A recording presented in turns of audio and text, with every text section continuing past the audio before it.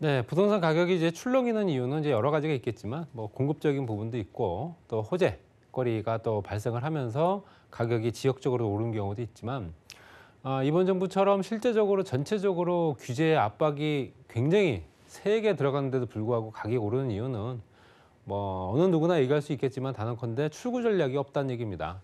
출구 전략이 없다 보니 당연히 가격이 오를 수밖에 없는 거고요. 거기에 임대차 3법까지 또 가해지면서 임대 물량까지도 현재 고갈 또는 소진되고 있다라고 보시면 될 것 같고요. 다시 다시 나올 수 있는 여건들이 그만큼 시간적인 여유가 더 길어졌다는 거죠. 또 현재 추가적으로 공급할 수 있는 방법은 없고요. 그러니까 또 앞으로 추가된다 하더라도 5, 6년 이상 기다려야 되고요. 그렇다 보니 단기간에 가격을 안정화시킬 수 있는 방법은 없다. 그래서 전체적으로 부동산 가격이 오르고 내리고 하는 요인이 아주 복합적으로 작용을 하는데요. 그것들을 다시 한번 제가 한번 간추려서 내용을 한번 말씀드려 보겠습니다.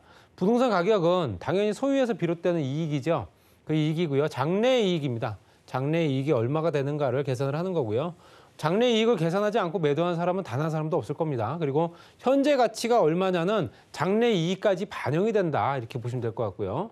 소유하고 있는 동안에 일정 기간까지 이용 가능하다는 전제로 가치가 존재하는 거고 또 그것을 이용함으로써 있는 이득이 바로 부동산 가격의 원천이다 보시면 될 것 같아요. 이용이익은 임대료 낮게 임대료가 들어오죠. 전세든 월세든. 소유자가 또 실거주할 수도 있죠. 실거주하면서 또 가격이 또 요즘처럼 오를 수도 있고요. 또 장래 발생 예상을 이익을 현재 시점에서 환산하는 게 말씀드린 대로 부동산 가격이다 보시면 될 것 같습니다.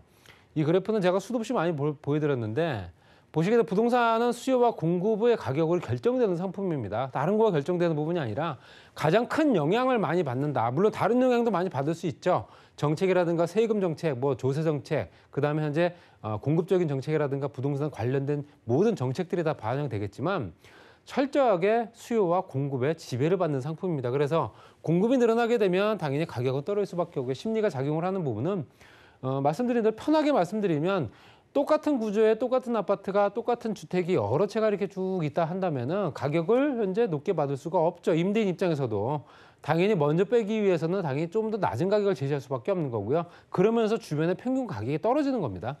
그리고 또 공급이 떨어지게 되면 당연히 지금처럼 공급은 아예 손을 대지 않은 상태에서 수요만 억제를 한다면 가격은 오를 수밖에 없는 거죠. 지금 현재 상태가 이렇습니다. 그렇기 때문에 이게 지금 현재 몇 년째? 4년째 이어진 거고요.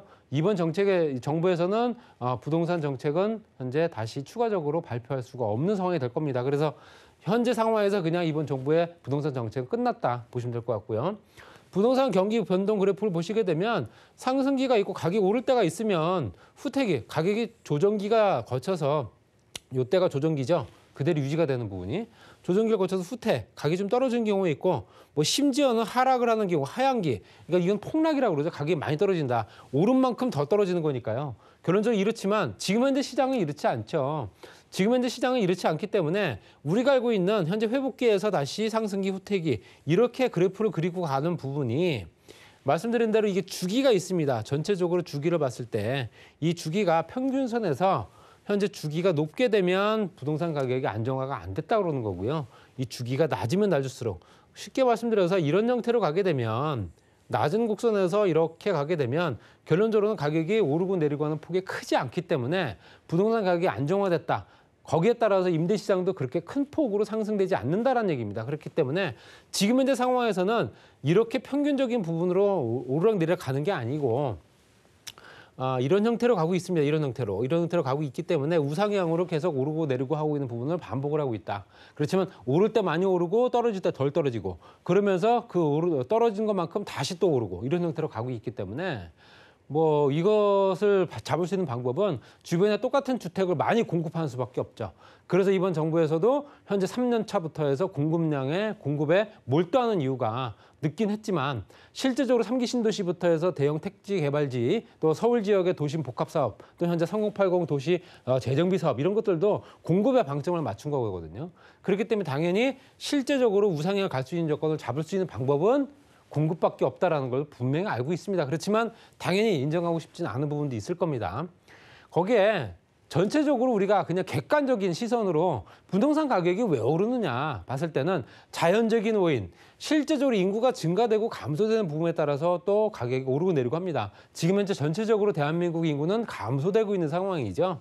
인구가 감소되고 있는 상황인데 일부 지역에만 인구가 집중되고 있는 거는 벌써 몇십 년째 이루어지고 있습니다. 수도권 지역이죠. 그렇기 때문에 당연히 인구 증가가 계속 진행되고 있는 수도권, 거기에 감소가 되고 있는 지역은 어디입니까? 지방시장이죠. 지방시장, 광역시 뺀 나머지 지방 소도시 같은 경우는 인구들이 계속 감소하고 있다. 그렇기 때문에 당연히 부동산 가격도 영향을 받는다는 얘기고요. 계절적인 요인이 있죠. 이사철, 봄철, 가을철. 이제 가을철 또 이사철 앞두고 있기 때문에 올해 또 현재 가을 이사철부터 해서 학군 수요들 몰리게 되면 전세 가격이 아마 최대치를 찍을 것 같다라고 예상을 합니다. 또 사회적 요인, 사회 심리적인 요인, 소유의식, 실제적으로 갖고자 하는 또 어떤 그런 욕심, 또 실제로 내가 갖고 있으면서 이게 얼마나 될 건가라는 계산을 안 하는 사람이 과연 있을까요? 없죠. 그렇기 때문에 부동산의 수익성, 안정성을 또 최대한으로 담보해야 된다는 얘기고요. 도시가 되면서 그 지역이 비도시 지역에다가 도시가 되고 신도시가 만들어지고 이러면서 공공시설이라든가 이런 것들이 정비가 되고 그러면서 도시와 편익시설의 확대는 집가 수준을 높인다. 다 용도가 바뀌면서 대지가 아니었던 임야가 대지보다는 가격이 쌀 수밖에 없는 거고요. 대지가 되면서 대지 안에서도 또 현재 주거지역이나 상업지역에 따라 또 달라지는 거고요. 그러면서 당연히 집가가 높아지는 거고요. 교육이나 학교, 사회복지 이런 것들도 같이 연결되는 부분이다 보시면 될 것 같습니다. 그래서 우리가 학군 수요가 있는 지역들은 부동산이 가격이 떨어질 일이 없다라고 얘기를 하는 겁니다. 그래서 강서라든가 강남이라든가 노원구라든가 이런 지역들이 대부분 다 그 학군이 좋은 지역들이죠. 토지 거래나 사용 수익에 관한 관행, 지가 하락이나 상승 요인으로 작용을 한다. 토지가 많이 거래가 되면서 또 거기에 따라 사용 수익, 임대료라든가 아니면 또 매매 이런 걸 통해서 가격이 또 오르고 내리고 할 수 있는 조건이고요. 또 인구 이동, 인구가 어느 지역으로 더 많이 이동하느냐. 이동의 인구 이동 같은 경우는 거주 인구가 있고요. 또 생활 인구가 있고요. 생활 인구는 실제로 그 지역에 거주하지는 않으나 그 지역에서 하루 종일 생활하는 사람들, 집은 따로 있으나 이런 지역이 대부분 다 서울 지역 안에 직장인들이 대부분 다 그렇죠. 그러니까 실제로 서울에 거주하면서 서울 지역에서 출퇴근하는 사람도 있긴 하나 요즘에는 이제 전세라든가 매매가 상승 때문에 경기권으로 많이 이탈을 했거든요. 그러니까 이탈 인구들이 대부분 다 서울 지역에 직장을 두고 있기 때문에 생활은 어디서 한다? 서울에 사는 거죠. 그러니까 서울의 생활 인구가 현재 전체적인 거주 인구는 980만 명밖에 안 되지만 생활 인구까지 따지게 되면 1,400만 명 정도 된다. 이런 통계가 나오는 겁니다. 그래서 인구 이동은 도시 집중, 지금 말씀드렸던 부분, 산업화에 따라서 인구가 변동되는 부분. 그 경제적으로 봤을 때는 저축, 소비, 투자 이런 것들이 어느 정도 수준이냐 이거는 금리와도 연결되는 건데요. 저축, 소비, 투자 실제적으로 금리가 높은 시기에는 부동산 가격이 그렇게 높지 않았던 때가 있었습니다. 10%, 15%대까지 있었던 그런 때가 있었죠. 지금 현재 마이너스 금리이기 때문에 당연히 금리가 인상이 돼야지만 부동산 가격이 안정화될 거다라고 얘기는 하지만 사실 그 효과는 미미할 거다라고 예측을 하고요.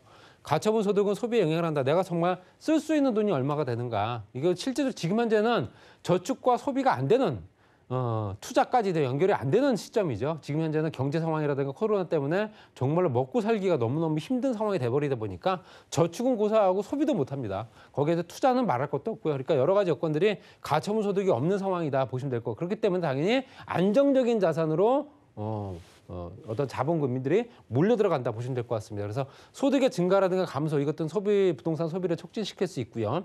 대출 금융 조건이 이번 달부터 다음 달부터 또 달라집니다. 그래서 DSR이 굉장히 본격화되고 엄격화되기 때문에 당연히 대출받을 수 있는 여건들이 충분하지 않죠. 집을 사기가 더욱더 어려워진 겁니다. 그러니까 실제적으로 집을 살 수 있는 여건들이 충분한 사람들도 이제는 여유 자금이 없이는 내 돈이 없는 사람들은 이제 집을 못 산다는 얘기고요. 여유 자금이 있는 현재 부자 쪽에 속한 사람들은 크게 걱정이 없는 그런 형태가 됐죠. 나머지 대부분의 서민들, 저희를 포함한 모든 대부분의 서민들은 집을 갖기가 더욱더 어려운 상황이 됐고요. 기술 혁신이라든가 산업 구조 변화, 이런 것도 소비 촉진되면서 또 감소가 되거나 여러 가지 역할적인 역할을 한다. 그다음에 법적인 요인이나 행정적인 요인이 정책에 관련된 내용이고요. 교통정책이 들어가게 되면 교통시설 외연 확대부터 어떤 교통시설이 들어가는 만약에 역세권이 어떤 신설되는 지역이다 한다면은 그 중에 상권도 새롭게 만들어지고 부지가 또 어느 정도 배정이 될 테고요. 주거지역, 상업지역까지 만들어지는 부분까지 있기 때문에 당연히 부동산 가격에 영향을 미치는 거고요. 조세 정책은 세금을 얼마나 내느냐에 따라 달라집니다. 작년에 냈던 세금과 올해 낸 세금이 얼마나 달라지느냐에 따라서 실제적으로 물건이 또 시장에 풀리기도 하고 그렇지도 않기도 하고 지금 현재 상황에서는 세금이 워낙 또 폭등을 했기 때문에 시장에 내놓고 싶어도 팔지 못하는 상황이 되는 거죠. 양도세가 워낙 많기 때문에. 그래서 부동산 가격에 영향을 미친다. 이거는 실제적으로 증세 논란을 계속 불러일으킬 수밖에 없는 거고요. 주택정책은 정책 의지는 시장에 영향을 받을 수밖에 없습니다. 그 의지가 실제적으로 공적인 주택 공급을 통해서 주택난을 훼손을 하고 각종 규제를 통해서 투기수를 차단하겠다는 건데 현재 하나도 들어맞는 게 없죠. 26번째 정책은 다 실패했고요. 토지이용 관한 또 계획이나 규제, 통제 및 조장은 시장에 영향을 받을 수밖에 없다. 뭐 글로벌 경기라든가 환율 이런 것들도 굉장히 영향을 많이 받는다. 이렇게 보시면 될 것 같습니다. 그리고 이제 주택건설 실적을 보게 되면 이건 지금 현재 5월 달까지 통계를 나온 국토교통부의 자료입니다. 보시게 되면 5월 누계를 봤을 때 실제적으로 인허가 물량이 18만 6천 가구, 그다음에 현재 착공 물량이 22만 6천 가구 중에 11만 3천 가구가 수도권입니다. 그리고 분양 물량이 수도권 지역이 5만 4천 가구고요. 지방이 6만 6천 가구. 그다음에 준공 물량, 이제 입주하는 물량이죠. 서울이 2만 9천 가구 정도밖에 안 되고요. 수도권 지역이 8만 5천 가구. 그리고 준공되면서 이제 입주까지 가능한, 그러니까 서울 지역의 입주 물량은 항상 부족할 수밖에 없는, 보시게 되면 이제 수도권 지역 중에서 현재 착공 물량이 17,000가구밖에 안 되고요. 서울의 분양 물량은 지금 2,300가구 정도밖에 안 됩니다. 5월달에 2,300가구 분양 물량이요. 서울 지역의 이제 인허가 물량은 3만 가구고요. 그럼 인허가 물량이 허가받으면 착공을 하고 입주까지 했을 때 3, 4년 정도 봤을 때 인허가 물량이 곧 이제 공급 물량까지 같이 포함되는 거거든요. 보시게 되면 인허가 물량이 17년부터 18년, 19, 20까지 쭉 계속 떨어지고 있죠. 인허가 물량이 줄어든다는 얘기, 공급이 계속 줄고 있다는 얘기고요. 거기에 착공 물량은 2017년부터 18, 19, 20, 21까지 봤을 때 조금 늘어났습니다. 23만 가구 정도요. 또 현재 작년 같은 경우 17만 가구로 늘어났고요. 저런 물량들은 대부분 다 언제? 2016년도 이전에 다 인허가를 받은 물량들이죠. 그러니까 실제적으로 2017년도 인허가 받은 물량이 이때 반영이 된 게 아니고요. 그 전에 인허가 받은 물량들을 준비하면서 현재 착공이 들어간 물량이다 보시면 될 것 같습니다. 거기에 분양 물량, 분양은 2017년도에 9만 가구에서 12만 가구, 2021년도 5월 달 기준으로 12만 가구까지 늘어났는데 분양이 된 후에는 실제적으로 분양 후 이제 착공부터 해서 입주까지 3, 4년. 그렇기 때문에 당연히 앞으로 24년, 25년도 정도 돼야지만 만나볼 수 있는 주택이고요. 준공 물량은 실제적으로 2017년도 19만, 그다음에 2018년도에 가장 많은 물량입니다. 24만 4만 가구. 이건 말씀드린 대로 그 전에 분양을 했거나 착공을 했거나 이번 정부가 아닌 그 정부에서 진행을 했던 물량들이 현재 입주하는 물량들입니다. 그리고 현재 실제적으로 이번 정부에서 들어서는 물량들이 2017년도부터 시작이 되겠죠. 그러니까 실제적으로 인허가 물량이 얼마만큼 있느냐에 따라서 앞으로 추가적으로 입주할 물량이 결정이 된다. 2021년도에는 준공 물량이 14만 가구. 계속 공급이 줄고 있는 상황이다 보시면 될 것 같습니다. 그래서 인허가 사항 자체가 부터 진행 상황이 없다. 인허가가 없으니 당연히 공급은 없는 거고요. 인허가가 돼서 허가를 받은 물건들이 있어야 당연히 분양을 하고 착공을 하고 입주할 거 아닙니까? 그런 물량들이 계속 줄어들고 있는 상황이다. 이렇게 보시면 될 것 같고요. 그리고 실제적으로 누계를 전체적으로 봤을 때 5월 누계 주택 준공 실적. 준공 실적은 이거 입주 물량입니다. 입주 물량은 전국에 14만 4,087가구. 전년 동기 대비 23.8%가 줄었습니다. 그렇기 때문에 당연히 가격은 현재 지금 대기하고 있는 사람들, 특히 이제 집을 사고자 하는 사람들이 많아진 상황에서 이렇게 물량 자체가 공급 물량, 입주 물량 자체가 없다라는 얘기는 가격이 오를 건 뻔하다라는 얘기죠. 그렇기 때문에 당연히 이런 부분에 대해서는 앞으로는 추가적으로 앞으로 4, 5년 후에 입주될 수 있는 그때까지는 가격은 꾸준하게 오르지 않을까 이렇게 정리합니다.